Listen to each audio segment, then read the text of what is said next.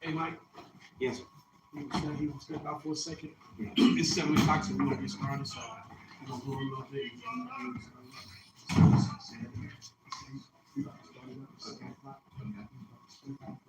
Okay.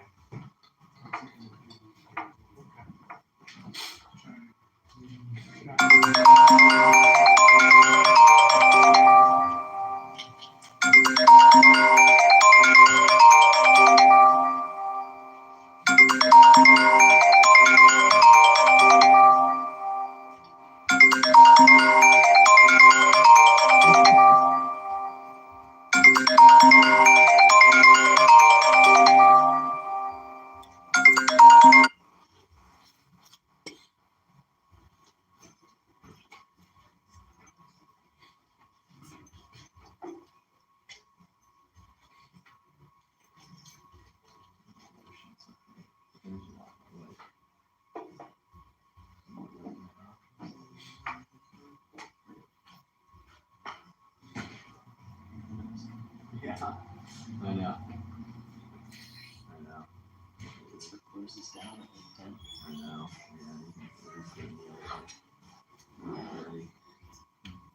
Places. There's a bar called the You Not Lounge. Which is the greatest quality place ever. It's like dad's fault.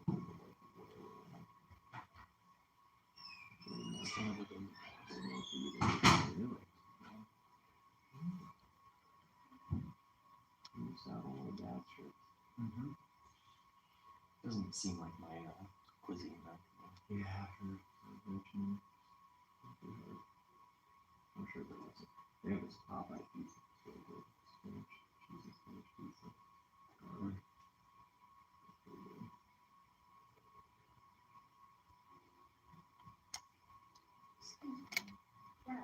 Yeah. Yeah. Okay. So, as I've been looking at all of these things, I started noticing I went back to the statue of Gatsu where his fingers and where his finger was pointed, and I was like, he was actually pointed on the same, like on the same plane. Yeah. Or right, whatever we found it to be. Right. And so I'm looking at the water tower that they did in the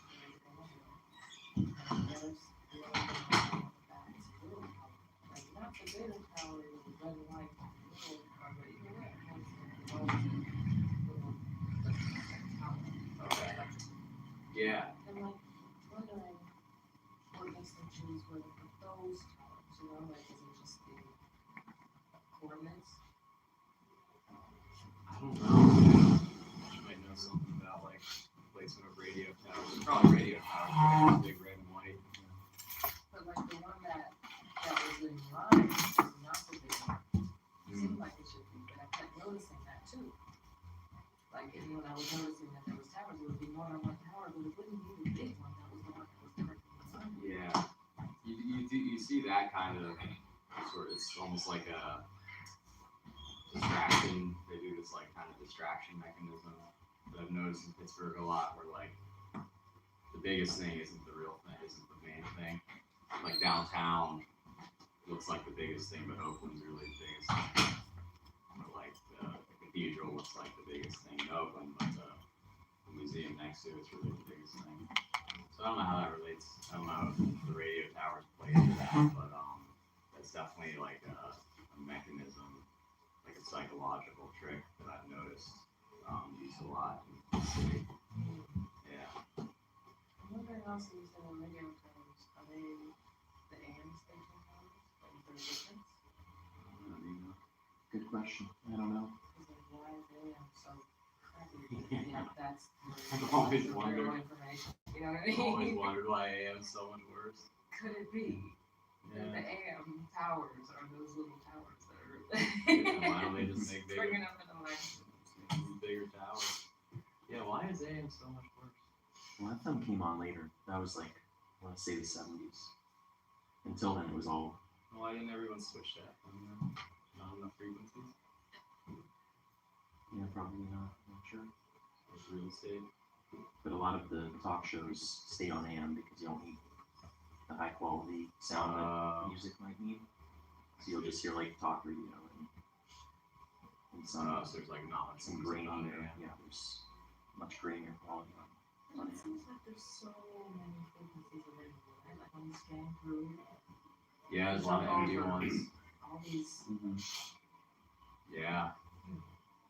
Even still, you figured they would have come up with like either another frequency style that's higher quality or somehow improve AM technology. Yeah, because you have to be really dedicated to wanting to hear whatever is being said. Yeah. For me, because I'm like, I can't stand the static for but so long. Yeah. But like, you know, something like Coast to Coast, it's like unless you're listening to it streaming, it's. Yeah. Like, yeah, you gotta be It's interesting. enough stuff. into it. Yeah. Which Yeah. will tell you how they're different. What is AM versus FM? No idea. Yeah, and the numbers are so different, like the hertz or whatever their unit is. It's a different frequency of wave that you're amplifying. So Okay. listen to it apart. Different kind of wave. Yeah, that's really nice. Yeah. But as far as the placement, I'm guessing they just want like the highest spots to get the best broadcast. But what you're saying regarding the higher quality, it seems like the people are going to listen to it, right? But then you said that's a distraction. Yeah. I've noticed that with a lot of stuff. Yeah, I just don't know how if the radio towers play into that. Distraction to talk through. Yeah. Yeah, exactly. Yeah, usually those are on some like some pretty sweet real estate, like High Points and WDVD is Green Tree, I believe. yeah. And there was one just past the observatory, like, on that further hill. That Yeah. was a broadcast spot. Yeah, I think there's one on like Spring Hill Cemetery that like they're in like primo spots. You know, probably land that's been owned by whoever owns that land has probably had it for a really long time. It was like government land at one point and then sold to. I mean, who owns like the radio towers? Like, who do you get a station like who's that entity that Well, I think that the radio station itself usually owns its broadcast equipment. I remember okay. EPR and 91.3 like doing a drive for new broadcast equipment. But that's almost irrevocable. Oh yeah, Those there's are down the south. the jazz station, yeah, 88. Wann had to repair their own for a while. Had all this like water damage. Yeah, out in South Park. Right? I thought theirs was in like Braddock. Oh, really? Could be wrong. What's your name? Roxanne. What's your name? Mitch? Yeah. I'm also as mentioned with the colleagues. The water tower, like we did have to know the treatments,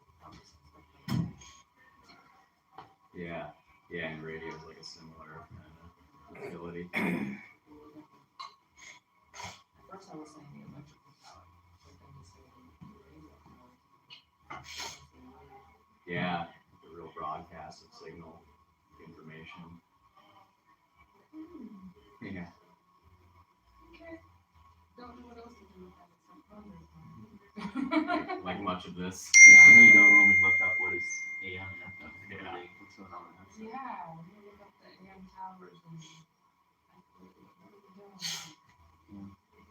The big thing we noticed about that statue, like the orientation, was like Washington's facing downstream. He has like the easy route, like spreading out west, sort of like the rest of the country, and guys who just got like full, like upstream battle, like the path resistance. Yeah, and I hadn't noticed that, but I visited that thing a few times and never noticed that before.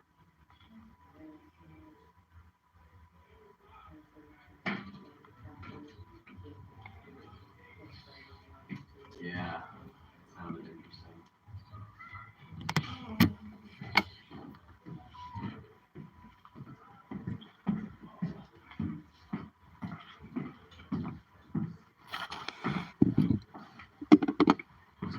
Is this you, Christy?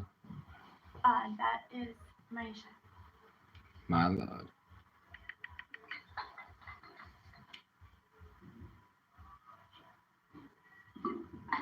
Everyone's like going inside. RasBen. And then those guys who like powerful talk. Yeah. The one who said that, like, those little things. Just like that. Operating.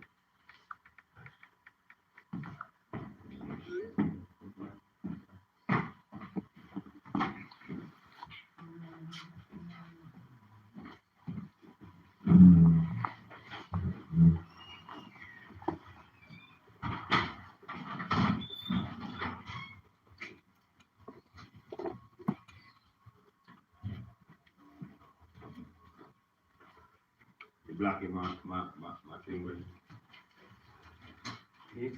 No, John, blocking my camera.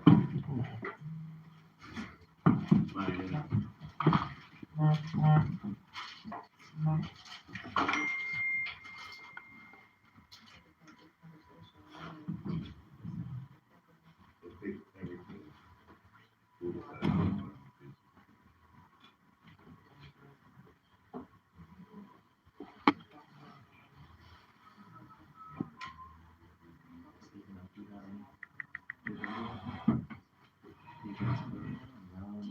Would it be ideal to put that on this table?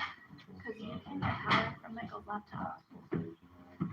Like you could plug the robot into this, and it would power it. I have two things. There's two outlets. Or your phone has to be plugged into. It's that low. Yeah, they probably have. Yeah. It's gonna go probably fast. Alright, well, let's try again. Let's turn on the light.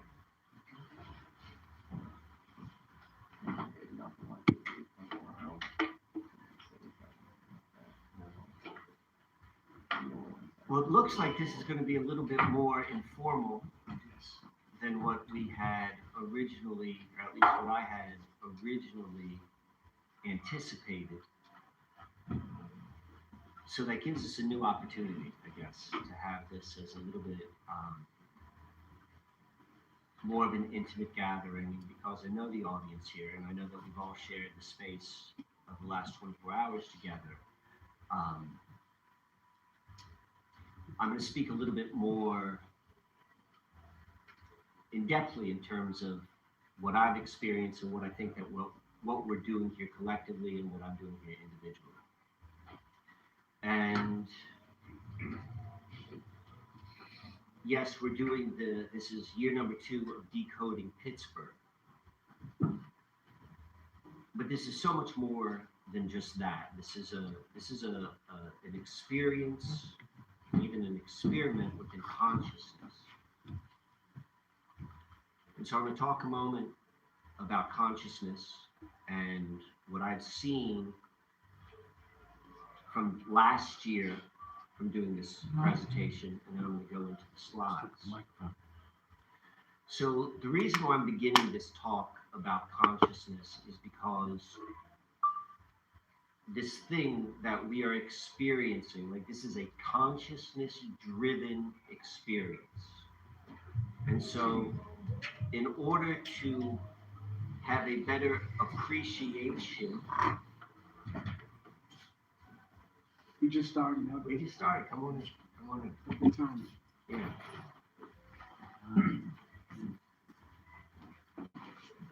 So I'm talking about consciousness, all right?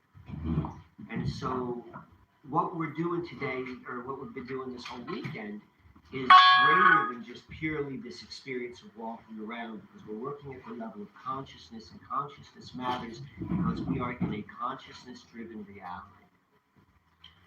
And because of that, there is an implied recognition or to want to understand consciousness in order to have a better understanding and a better control.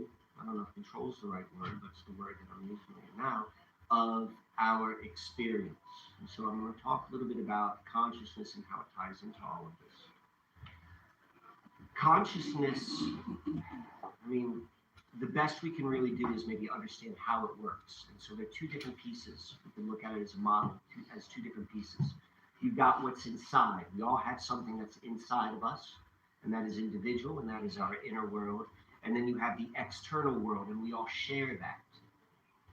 And that dynamic between what is happening on the inside and then what is happening on the outside is the loom in which our experiential life unfolds upon. This isn't just like abstract talk, this is how it works. And there's a dance, there's a push-pull dance between the outer world and the inner world. And our inner world is made up of, thank you, Karen. Our inner world is made up of all of our definitions, our values, our what we've learned emotionally, what we've learned intellectually, what we've been indoctrinated with. And when we have an outer experience, it comes into our inner world, and our inner world defines it. Oh, this means that. And then we respond, and this begins this dance.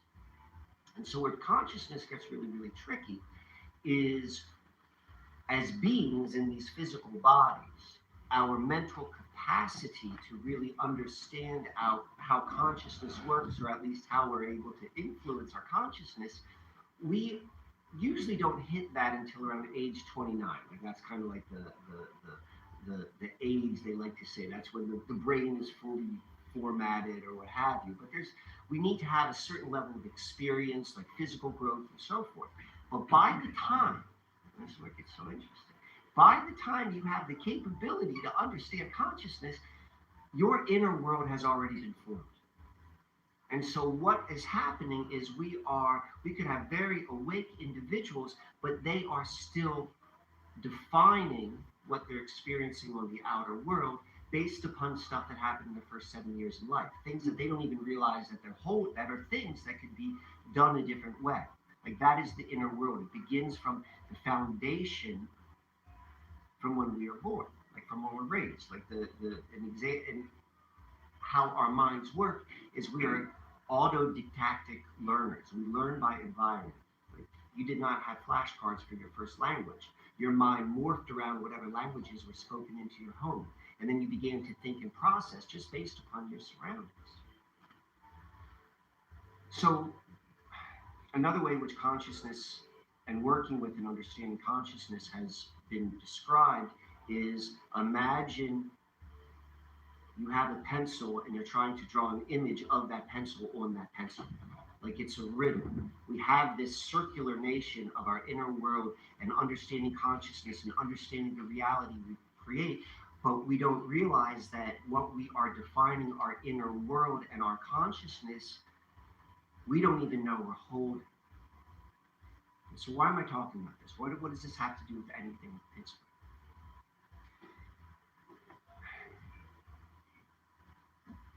When our inner world, when we do have the opportunities to begin to see the unconscious things that we've been holding within, like you didn't realize this was a thing. I just thought this is how life was. And then we realized like, no, that's not how life was. That's just how I felt life was. This creates a collapse. which creates a collapse. So the story, which was once held within one's inner world, within one's consciousness, in which they went around and created the loom in which their lives unfolded upon, one of those looms they collapsed upon itself. And when that happens, when these collapses happen, it creates the space. It creates the space for new life to express itself in new ways, which are outside of the limitations that we have been holding, that we never even know that we're holding these limitations. So, when we look at our outer world reality, like, this whole thing's a mystery. We got to start from that. Like, this is a mystery. I don't know how we got here. We don't know where here is. We don't know any of that sort of stuff. We got stories, but we don't know. But there are certain things we can know. And I'm going to call that the baseline reality. That's the natural world before we begin naming it. Before you call that a tree, that's the baseline reality. And we can go back to our baseline reality as these collapses occur to get our feet grounded so that life can begin to unfold in new, spontaneous ways outside of the ways our inner worlds have been shaped by forces that we had no idea that were shaping them. So when we go through these exercises of decoding Pittsburgh, of decoding Philadelphia, decoding the Susquehanna River, of decoding all of the cultural storylines that we've been born into, which, because we also have a consensus reality, meaning we're all kind of like sharing it with each other, and when everyone around you kind of has the same belief and you're growing up, and then you just assume that this is just the way things are, and you just put it in your inner world of definitions, like, oh, well, this is just the way it is because everyone else says this is the way it is, and I'm only 6 years old, so I don't question anything.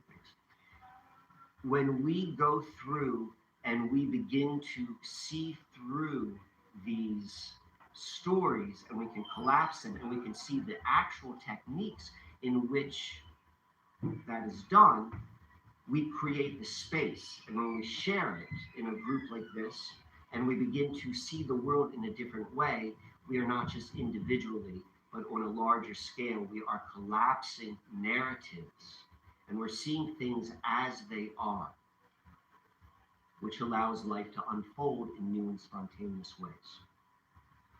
So last year, when I did this presentation on Pittsburgh, I went, and the technique which I like to do is I look at the culture which is around us, and then I compare it to the baseline reality of the natural world, and I see how they are interlined, and you can begin to see a true correspondence. And when I did that within Pittsburgh last year, a theme came up over and over and over and over again. And it's the role of the land of Pittsburgh, and then the city of Pittsburgh and the culture of that city, which has been built upon the land of the baseline reality. It has to do with home, where people live, moving home, diasporas, moving people around, home manipulations. And since that year, when I began to put my consciousness, my inner world, around this idea of Pittsburgh and the land of Pittsburgh somehow being connected to home, what I saw happen within my own personal life, my own loom of experience between the two extremes, was that my home life, my definition of home, how I lived home, how I felt about home, it collapsed. And as that collapse occurred, things that I could never imagine began to show up in ways which are logically impossible. But if you've got eyes to see, and if you're paying attention, you'll be like, this can't be denied. So I say that to you, my friends, because this isn't individual. We'll be talking, I'm going to be doing the same presentation and reintroducing this idea of home and how home has been manipulated through the power center of what we're calling Pittsburgh. And I'm also encouraging each of you, as we unfold, as you step forward into the unfoldment of your life, to begin to question your definition of what it is to be at home. There's one last thing I'd like to say before I get started in the presentation, and I want to go and reflect upon something which I learned from Riley's presentation yesterday, as he pointed out when we're on top of the hill of the remainders of a very large scale serpentine earthen structure, much greater than Serpent Mound, that we find on this land here, marking this land from who knows from whatever time, we're not certain. But what Riley said and what he pointed out in that presentation was a fractal nature of a serpent in a serpentine within a serpentine, a serpent within a serpent, that there are smaller serpents and a bigger serpent, and there's a motif. And what we have here today, we have myself, who historically I reveal or tell the story of the Susquehanna River, which is the primary road through the center of what we're calling the land defined by the artificial borders as Pennsylvania. And then we have RasBen here, who's got the eastern river, the Delaware and the Schuylkill. And then we have here the rivers of Pennsylvania. That there is a continuity of an earthen energy that connected all of this area of what we now think of Philadelphia, what we could now think of as Columbia, Pennsylvania, which did not become a great city, but was on the short list in the 1800s to become the nation's capital. So we can see what it would look like when a city does not become a nation's capital, and Pittsburgh. And this is all part of that same serpentine, larger fractal in which Pittsburgh is part of, and I would say probably extends throughout this 40th parallel. And the reason why I want to bring that to the surface in the beginning is there is a unification of an energy which is grounded from peoples before us, which was linked through the earth, which was shared through the mind, experienced in the heart, and lived in the body. And so when I talk about home, and particularly the sorcery which is done to disconnect humanity, or even just an idea of what home is, we can also keep in mind that there is another layer of reality of unification. Slow down, my friends. We're going to get started. The light, I'm going to shut the light off. All right. So I think we're ready to go on to the next slide. Okay. Decoded, homecoming to the wound, or Pittsburgh, a mocking of a nation. Pittsburgh is a spectacular town looked at from a cultural matrix perspective.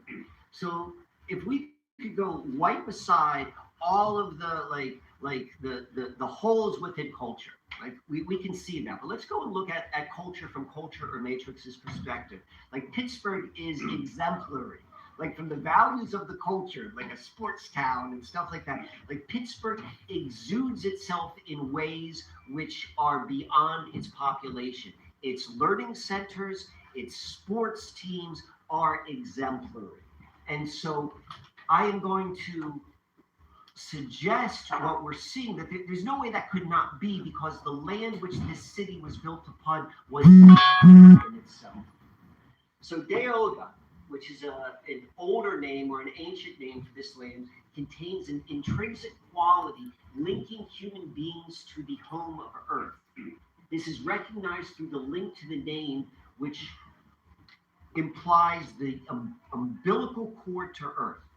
And the umbilical cord is our connection to our mother's womb, our first home, each of us.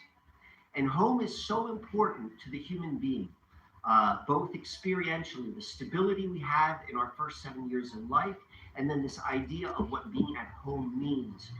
The more stable as an individual we are with that, the more grounded we are as we move about our lives.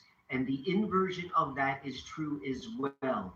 the less stable we feel in our homes, metaphorical and literal, the less stable and grounded we are in life, which makes us naturally grasp for stability. And when we grasp for stability, we go to the biggest thing that we can find, which is typically the system itself. It wants you as a human resource so you can feed it, and it makes you want it. It turns us all into crack babies because it destabilizes us from the very beginning. This area here was known as the umbilical cord because of the intrinsic quality that we can best see through the rivers, the coming together of what would be the great river through North America, the Mississippi, but then also, like, it isn't just a confluence, but a confluence where spectacular, very human interactions ways with the natural world existed. And what I mean by that is the hot springs, the cold springs, the mineral springs, the salt springs. This was made for us to feel at home. This was a destination of human beings to come, a spiritual destination, a health destination. We came here because we felt at home, because this was our link. All right. So the renaming of the Deoga to Pittsburgh marks the spell cast of the linking of this intrinsic quality to the matrix.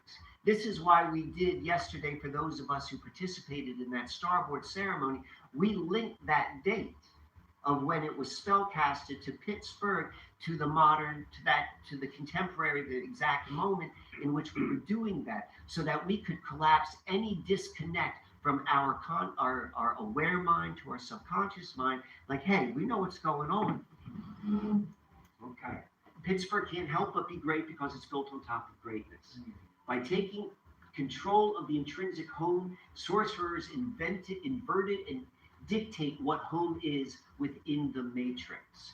And so this creates a inner paradox in the fact that as we can learn the truth of what we have been born into, what we don't want to do is fill that with self-hatred, because you're like, I can't stand this, but I'm also part of it. So there is a paradox which is also in bed and imbued with the collapse.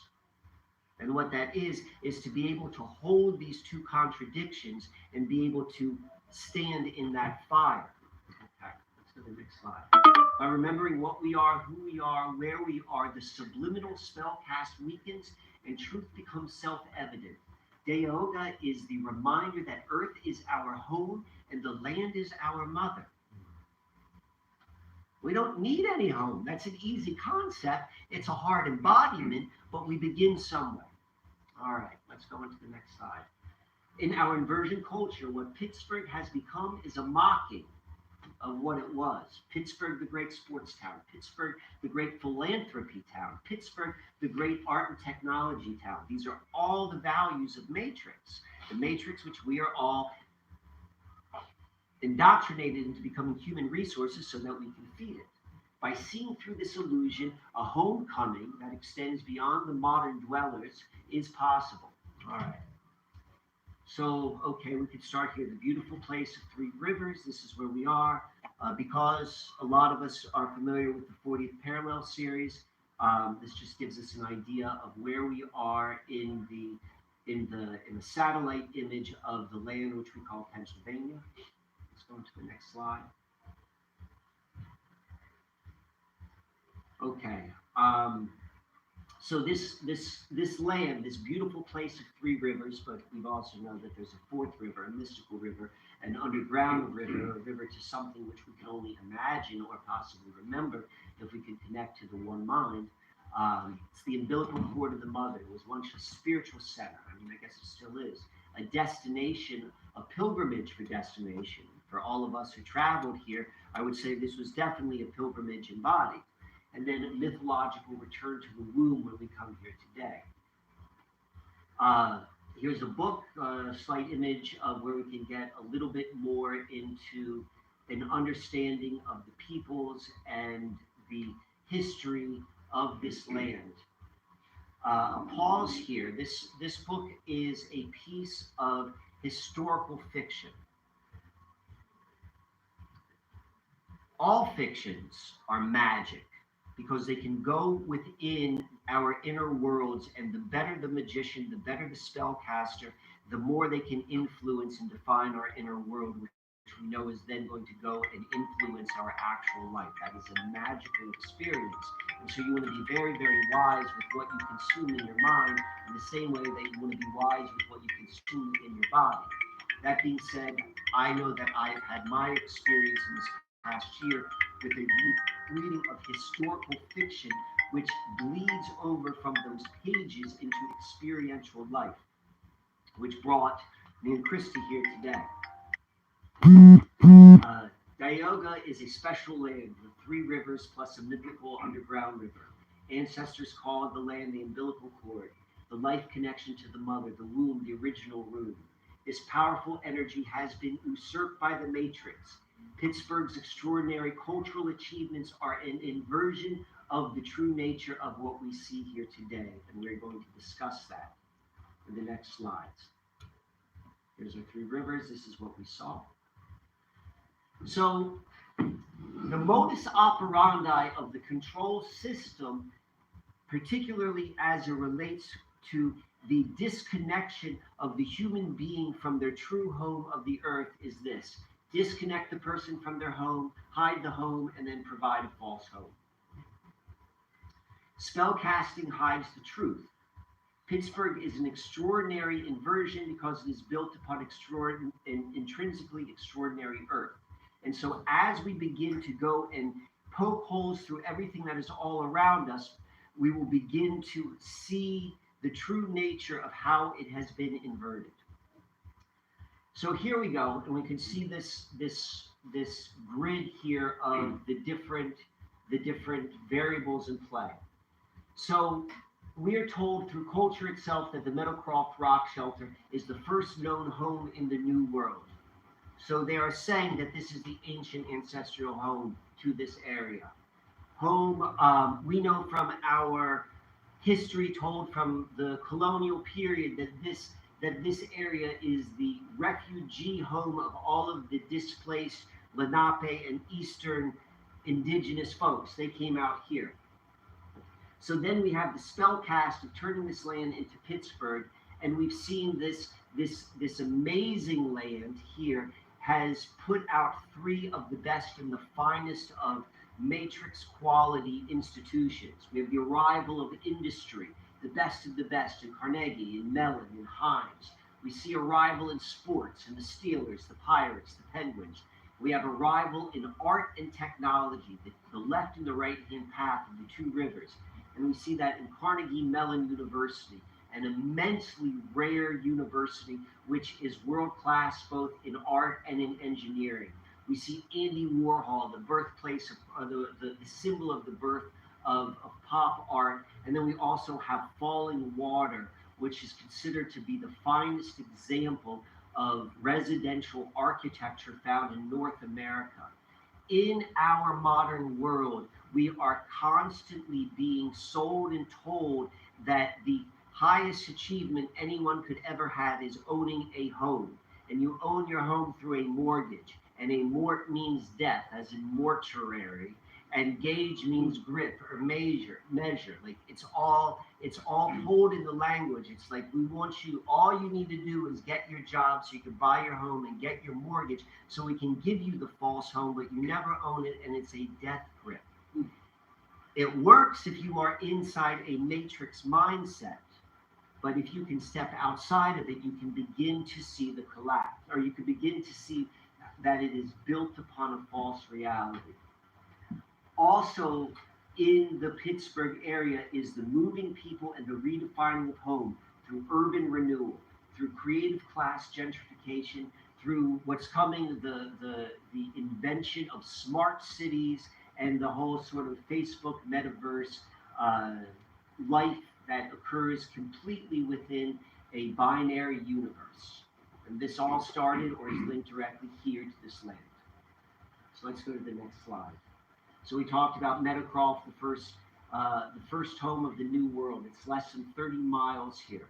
In truth, this was probably just a temporary passing through of people moving into this area for different pilgrimages or for different regions or reasons, but we begin to see, and it's told in the mythology of Pittsburgh, that this area is linked to the oldest residential or home connection of human beings in North America. There's a picture of it. This is where the trip is tomorrow. Next slide. And this is what that shelter is housing this archaeological dig. You can see it's about 25 miles as the crow flies from Pittsburgh. First known home in the New World, and then it becomes, how do I pronounce this, Shanapin's town, which is often thought of as like one of the predecessor towns, which becomes Pittsburgh, and this was a place for displaced Eastern Pennsylvanian indigenous people. But again, we see that there is a movement of people who were taken off of their home and moved away, and they are linked in our history and in experience going through this land.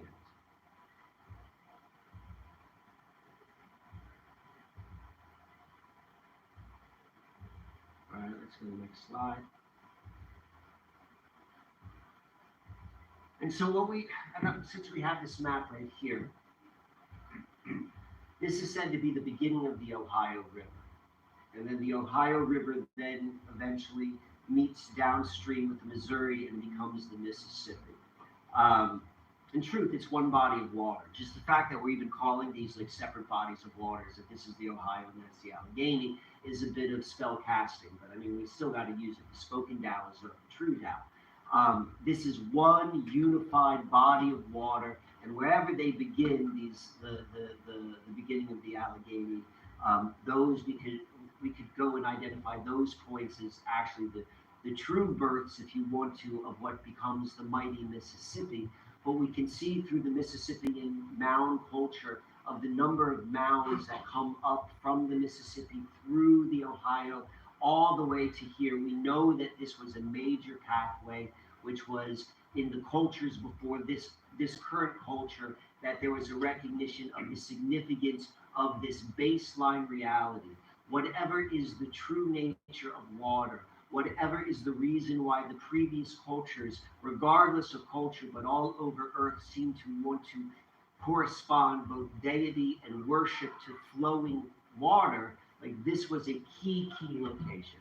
So I just want to point that out. Let's go to the next slide. I made reference to a piece of historical fiction which began to unfold off of the pages of this book into my actual life. And so this book right here was written by Christie's great aunt, and she was reading it to her 10-year-old daughter. And when I heard it, I'm like, hey, let me be part of this. This was like bedtime reading. And it takes place in the 1740s, where we live in what's the Olay Valley, and it traces the path to basically what we now think of as Pittsburgh. And as we are reading the story, we're seeing it like the page where it talks about they go to Germantown. We literally go the next day to Germantown and meet up with RasBen. And in this book, they come here to Kitahane. And so we find ourselves stepping into this same sort of storyline. So when I was making reference to consciousness and the mystery of life and the power of fiction and the stories we hold internally, like that is a mystery. And so just be mindful of what you put upon your minds. And so this brought us exactly to the slides where some of the places that were mentioned in the previous slide were mentioned in this book. So the next slide. Also, what was interesting, many of you here know me as Mike Wann. I found out in the book that Mike Wann is the Algonquin word for feather, M-I-K-W-A-N, and I'm M-I-K-E-W-A-N-N. And it is also the name which was used for William Penn in historically speaking. And so what that means, I do not know. But as I said, the storylines, as you begin to collapse false storylines, strange things begin to show themselves. So, all right, back to the Pittsburgh. So we see that it was a 58-year process to actually go from the founding of Pittsburgh to it being actually incorporated. So it was a long time process. Next slide. In the 206 years since that incorporation, Pittsburgh has reached its cultural pinnacle in many areas of the matrix value system. This is what we're talking about before. These successes are seemingly out of proportion with Pittsburgh's population size and geographical isolation. And so we know that these successes are a reflection of something more intrinsic. The best known example of industry in Pittsburgh is the Carnegie Steel Company, which eventually became U.S. Steel. And we know the history here. We see Carnegie found throughout the land here. And it was capitalized at $1.46 billion, making it the world's first billion-dollar corporation. Within the value system of you pay to play, that you must pay in order to exist, there could be nothing more valuable than being the first of the value, or the first billion-dollar valued company. Carnegie's success led to the foundational movement, where under the guise of philanthropy, the elite shape culture in an underhanded way. This is just the way that the world works. This is the way that culture is created. This is the way from like just talking about how inner world, our value systems from hands that we don't understand, like how does that actually occur? Well, one of the top ways is through foundations. And you know, the Carnegie Foundation is one of the first foundations that, along with the Ford Foundation, set the stage for the world we live in right now, which shaped each and every one of our inner worlds if you were born in the confines of this Western culture. The foundations play a key but often overlooked role in influencing and implementing social welfare policy. They shape knowledge and preferences for policy solutions by funding specific kinds of research, driving community development initiatives, and supporting selective forms of social services. When you are the person who gives the money for the foundation, you are the one who decides which way that the reality, the culture, the matrix is being formed. All right, next slide. For the most part, within the self-reflected mirror of matrix, the Carnegie philanthropy is a wonderful thing, but there's always been those that have been able to see through the public relations of the Rockefellers, of the Fords, of the Carnegies, to see that there's something else which is really driving a lot of these behaviors. And these are the behaviors and these are the mindsets which then create the foundations, which then create the structures, which then create the inner worlds and the experiential worlds in which reality is controlled. And that is all linked right here to this land, which we're now calling Pittsburgh. Next slide. You know, the dark side of Andrew Carnegie, brutal boss, exploited workforce, you're a human resource. One of the most interesting or ironic but truths about how this whole thing works. The Carnegie Endowment for International Peace is completely funded by World War II. You know, now we're going to go into other industry leaders found within Pittsburgh. We've got the Mellons and the Hines. The Mellon family is which really put the money behind the U.S. Carnegie industry, and then also we've got the Heinz Company, which I always find so interesting because it is through the canning process of where once nutritional foods go through such a process, that they are extracted much of the physical nutrients necessary for the human body, yet it is but it is usable, particularly for the human being who's forced to live in such an environment where they have to pay to exist, to buy their mortgage, to live in their house, so they can go to work and be their human resources. And again, this is all linked down here into like Heinz and the ketchup and the blood sacrifice of what ketchup may or may not be recognized. You know, we've got all that here. We've also learned today. Right. It says too that their company is headquartered at that PPG building we were at today. Isn't that where we were at? Yeah. That's exactly where we were at. So that's a good catch. All right, let's go to the next slide. Sports are fun and a source of local pride, but they hide the true value of a place. Like from a just a straight up, like, you know, being a fan and like rooting for sports, and you know, there's something which is true about the beauty of what the human body can do in whether in human form, whether in an athletic pursuit, in art, in dance, or something like that. And so there's a truth within sports, but then there's also something deeper. So obviously there's the bread and circuses element of going back to Rome, of you give the people the bread and the circuses and they'll be happy.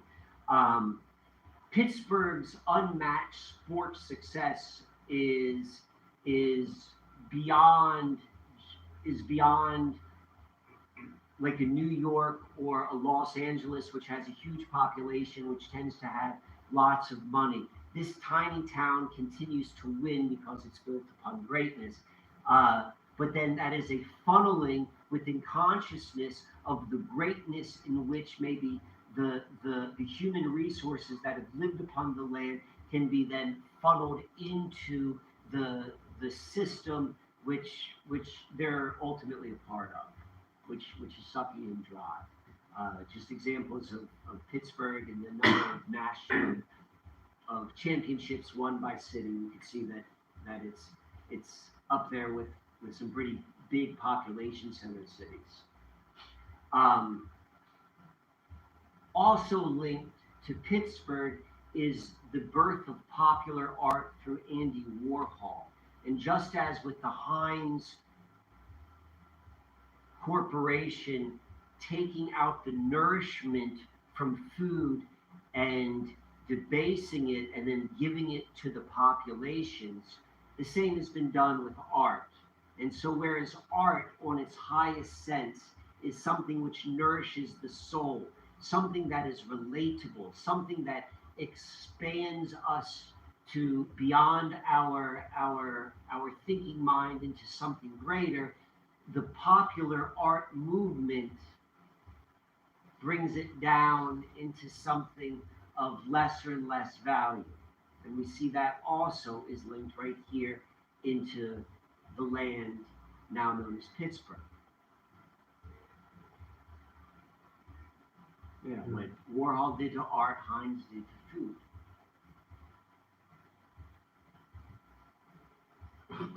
So we could, let's skip over this one right here.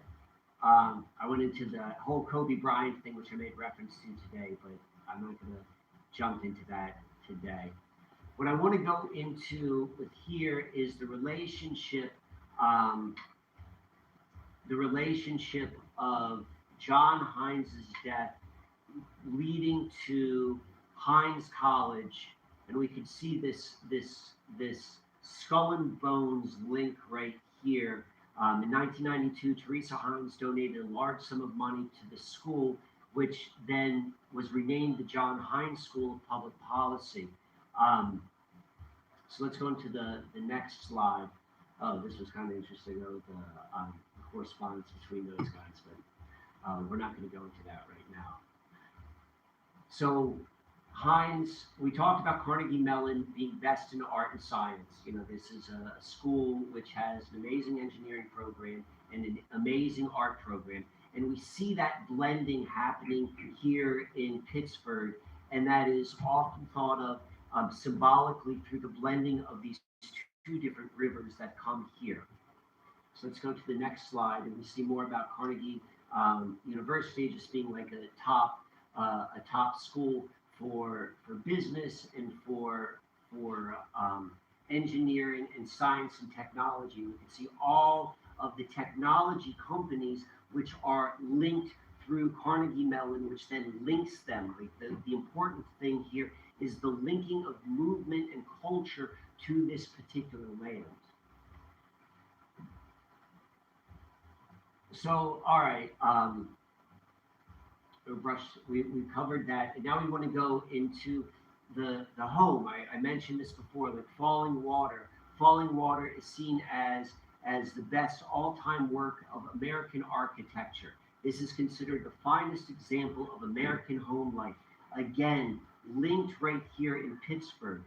This dichotomy of look how amazing everything is, and then everything which we don't want to talk about, the usurping of life force energy of human resources who are sucked into a machine where a certain excellence can be extracted from this land and then shared and influenced throughout all of much greater than just Pittsburgh, but we can see the best of these both worlds are occurring and linked to this area right here. So we'll see this home tomorrow. Here's some more pictures of it. You can see the relationship. I think that's going to be maybe the car trip tomorrow. We could also see here that Pittsburgh is also known as, housing is such a big thing in America. It's also considered one of the most affordable housing cities to live. So there is this dance that happens within Pittsburgh where we see all of this like really phenomenal things happening from a cultural matrix perspective, but there's also this dark side of what is necessary to be fueled in order to create this. And we're seeing this like right here, like, yes, this is the symbol of home and of housing, and we're making it both appealing and accessible with the popular art and the popular canned food, and we're making it very accessible, but we're also there's an underside which is associated with it. So the housing movement, so this is another part of it. Urban redevelopment, the bringing the people into the city, the creating the tenements, the making this very, very unhealthy lifestyle of forcing all of these people in unhuman ways of living too close to each other, while those who are benefiting off of the life force energy of all of the workers are living a high life, that eventually created some very undesirable urban qualities. And so that was linked first, that drove what's known as the urban renewal program. And urban renewal, so this changing of life. So this is where we're going back to this paradox of being part of this matrix and recognizing what it is. Let's say there is a sickness of being born into some of the underbellies of culture. And then when it tries to clean it up, that also has other effects, which are other sicknesses. So the urban renewal movement, which was to move all of the unsightly parts of the problem of the first wave of urbanizing this area, it began here in the 50s, led by Richard King Mellon of the Mellon families.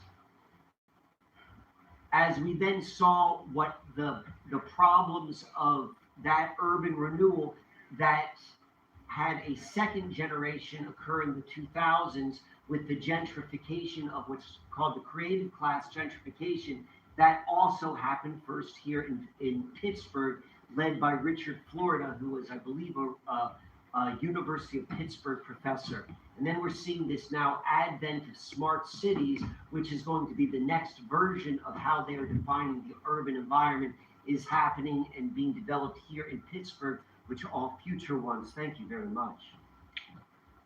Is occurring. And then the metaverse. This is all linked to this land. Next slide, please. Urban renewal is a program of land redevelopment often used to address urban decay. Urban renewal is a process where privately owned company properties within a designated renewal area are purchased, taken by eminent domain, and then the redevelopment authorities raise, they move all the people out, they just flip everyone's life upside down. So the nationwide movement began here. As an important method of urban renewal projects, slum clearance seemed to be an effective way of cleaning the city environment, but it failed to solve any problems. That's always been part of the issue here, has just been moving around the byproducts of sucking out a life force, trying to take out something of value, and then dealing with all of the negative anti-human effects which come about it. This is a grounded in Pittsburgh sort of practice by the very same people who created it. They are constantly changing the way it is done. You can see right here under the powerful influence of Richard King Mellon. We talked about names. His middle name is King. We can see the triangle right here. This is Time magazine, Skull and Bones magazine. We can see where all of this happened. Next slide. We just see that he was one of the wealthiest Americans when this was happening. Next slide. I talked about this a little bit earlier about Skull and Bones and the Hines family. That article in Time magazine. One of the ways in which these programs are sold and told to the rest of the world are through controlling the media, the medium. They're all controlled by the same organizations. Time Life was a Henry Luce product, and Henry Luce was Skull and Bones, same as the Hines, same as the Mellons. We can see it's the same families, the same people. And this is how they go, and they create culture, and you see that it's always linked here with the death merchants on this land.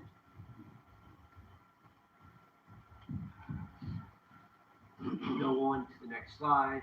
So we're continuing. This is just like the history of the urban redevelopment, how it has been linked, through the same organizations. We know everything which the Carnegie organization did. Now we see what the Mellon families are doing. We see, it's all linked here through the same organizations, to the same land, controlling life, particularly as it relates to how people live their home lives, moving it around. And this is the hands behind the scenes that create these changes. Richard Florida, he was an urban studies theorist, and he was Carnegie University's Hines College, and he came up with the concept of creative class and urban regeneration, which was ultimately where they took where the gay and lesbian community in the early 2000s was encouraged to then go into the